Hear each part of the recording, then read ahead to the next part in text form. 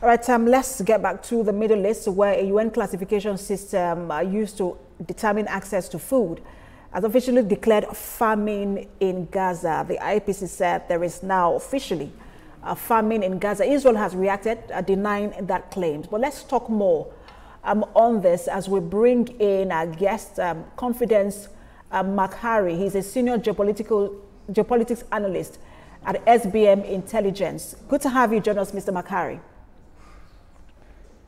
Good to be here. So Israel had earlier been accused by the UN and several aid organizations of using starvation as a weapon of war. But now the IPC has now declared famine in Gaza. I just want to get your reaction to that. Yeah, this is expected. It would be unconscionable to say it wasn't expected. This was far coming. I think this is a culmination in a series of warnings that other people have given regarding the conflicts in Gaza. I think this is something that, if I remember correctly, even the United Nations have also said.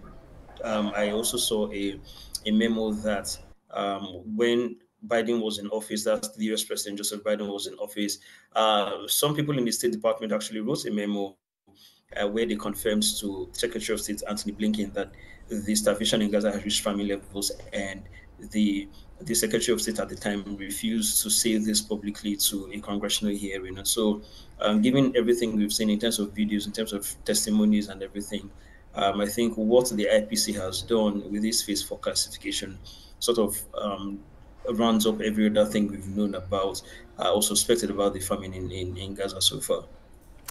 What do you also make of Israel's response? As always, Israel has rejected the claims of blaming Hamas for this crisis in Gaza.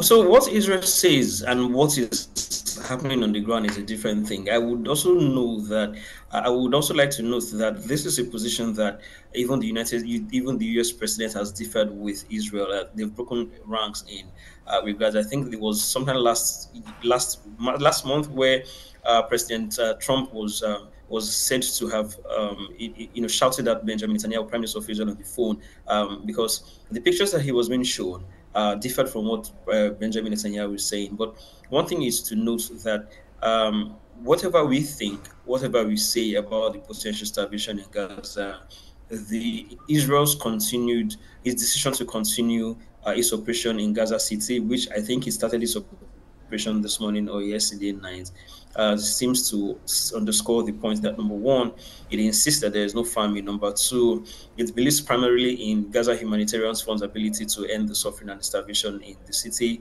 And number three, it doesn't really care about international opinion on what he actually wants to do.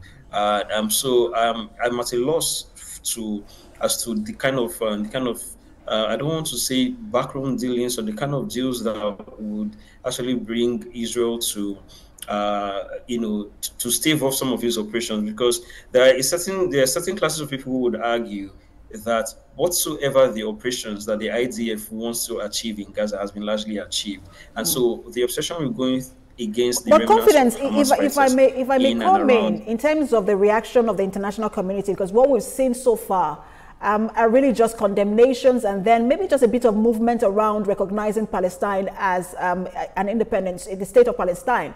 But we've not really seen concerted efforts in terms of trying to get Israel to do the right thing, as it were, in Gaza. Could it serve as a wake-up call for the international community? And if they do come together to take a concerted decision, would that not at least, especially with President Trump, being involved, would that not deter Prime Minister Netanyahu? I don't think there's any other thing the international community can do, because in terms of reducing arms supply to Israel, they have tried that. The UK and Germany have tried that to a certain extent. Maybe not Germany to the extent of the UK.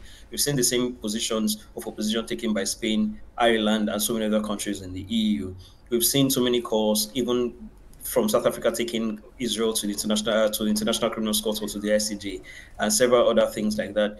So even the United States president has also come out to be very critical of the Netanyahu government for its continued operation in Gaza. And so I'm at a loss to come up with new things the international community can do, especially if this decision to recognize Palestine during next month's United Nations General Assembly has not really done much to move. Right. I think that one other major way that this could work maybe if they are able to get some sort of immunity for Prime Minister Benjamin Netanyahu, who is currently facing corruption charges in Israel and continues to stay in office and he's been held hostage by his coalition led by the right-wing guys in terms of Bezalel Smotrich, Itamar Ben-Gvir, and every other people who have also threatened that if it doesn't go ahead with the full occupation of Gaza, they're going to pull out of the coalition and then they're going to end this government, which will leave him open to prosecution and all of that. So this is also about his survival.